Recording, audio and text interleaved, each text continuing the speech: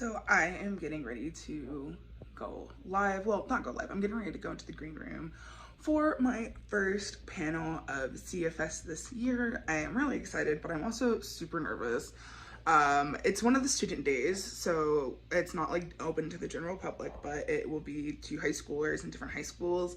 And I also have the very first panel of the entire book festival, and this is the first time that they've done a virtual book festival, so I am a little bit nervous. I think that my experience with doing live streams with the WordNerds is definitely going to help, but I'd be lying if I didn't say I was nervous. I also have some pretty cool authors on my panel that I'm a little bit nervous to like interact with, but I think that'll go away pretty soon. Once we get started, I don't think I'll be really nervous at all. So we shall see. Awesome, great answers, everybody. All right, so you guys mentioned like writing emotion, and that's really how you capture life in any genre that you're writing in. So a couple of my questions do focus on emotion. So the first one is, have you ever written a scene that has actually made you laugh out loud? Nice. All right, so you mentioned writing something that's made you cry, and that happens to be one of my questions. So have you guys experienced writing something so emotionally moving that you made yourself cry? Wow. I was really interested specifically in your answer, Adam, because several of your books have made me cry. So I was curious, like, if you have moved yourself to tears.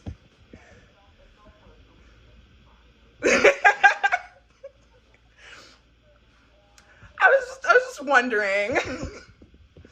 All right, so it is Saturday morning. It's about 9:20 right now. I completely forgot to end my clip yesterday or on Thursday when I had my first panel, but it went really, really well.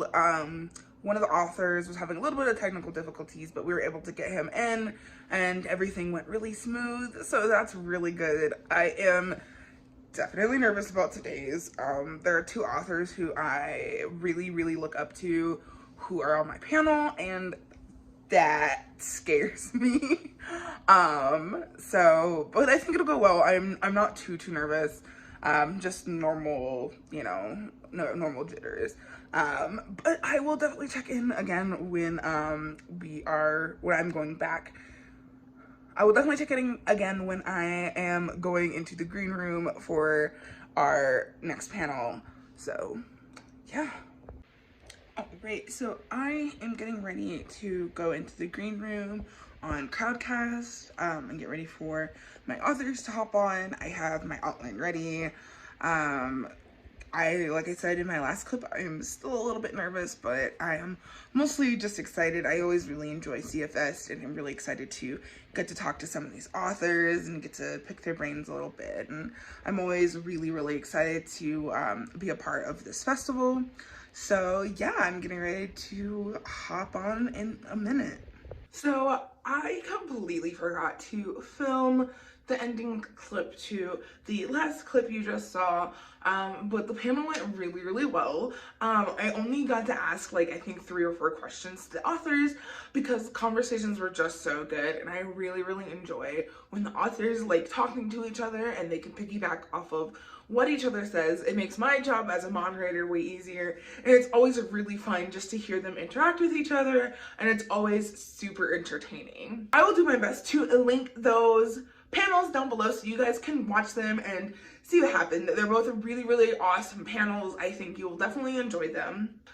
So because my clips were so short, because of course I only did 2 panels this year and it was virtual, and so there's not like a whole lot of things to show in the vlog. Since it was so short, I thought I would add 5 tips for moderating virtual panels. So this is relevant if you're moderating like a virtual book panel, or maybe a comic book panel, or anything really, any panel or interview type of thing over like Zoom or an online service. These tips are for you. So the first tip, get there early. So for our moderator guide, it said that we had to get there about 15 minutes early. I was there like 20 minutes to 30 minutes early. I was very, very concerned I would have a technical difficulty.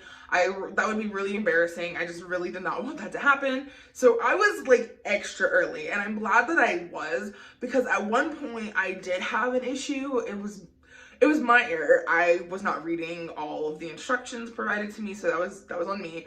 But luckily I had extra time to figure out how to do what I needed to do, and there was no like authors waiting for me. Tip number 2 is to research and look up tutorials and things for whatever service you're going to be using. We happen to be using Crowdcast, and I have never used Crowdcast before. So I looked at a couple articles and I watched a video on how to use it, and it made things way more easy, because there are some buttons that are on there are some buttons on the screen that do different things, and I wanted to make sure that I was using my platform to the fullest potential within the guidelines that were provided to me, of course. But if you're doing this, or if you're hosting just an interview or something, definitely look at what the software has to offer you. There's typically things that make your life easier, and typically your guests' life easier as well. So I would definitely brush up on those. Tip number 3 is a tip for whether you're in person, virtual, or something in between.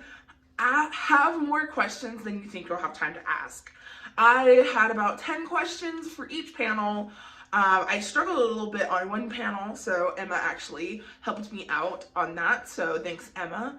But have more questions than you think you'll have time to ask. Always have more questions. You'd be way better off having extra questions than sitting there looking crazy when you have no more questions.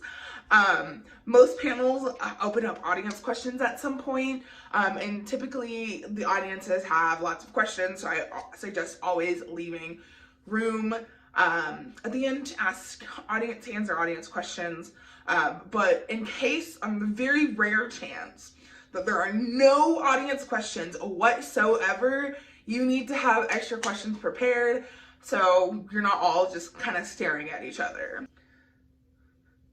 My next tip is to be flexible a little bit on the time that you guys go live. So if you have to push a button to go live, I know that's on like StreamYard, Crowdcast, like a bunch of different things. If there's like a green room, and then you have to go live after you have everybody, be flexible on the time that you go live. I would give like a 5 minutes late is probably fine, and I wouldn't go past that. But if it is right at the time that you're supposed to go live and you're still missing an author, or you're missing someone that you're supposed to be interviewing, or someone that is on your panel, don't go live right at the start time if they're not there. Now, if you reach out to them, definitely reach out to them a few minutes before you go live, or reach out to whoever your coordinator is if they're still not there, in hopes to get an answer on if they're coming or if it's going to take longer. But don't just go live. Definitely reach out to them and see if you can get them on the screen by the 5-minute mark, but also definitely let them know that you're going to have to go live at the 5-minute mark, so they know when they pop on that it will already be live and they won't have a chance to go to the green room.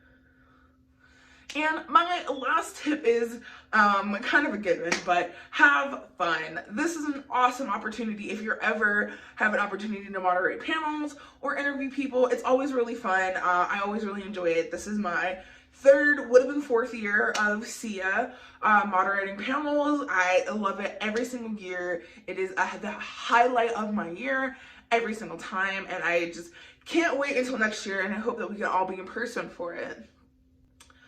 So that's all I have for you guys today. If you like this video, give it a thumbs up, and please be sure to join us this Sunday at 7:30 Eastern Standard Time for our normal live chat. I hope to see you all there. Bye.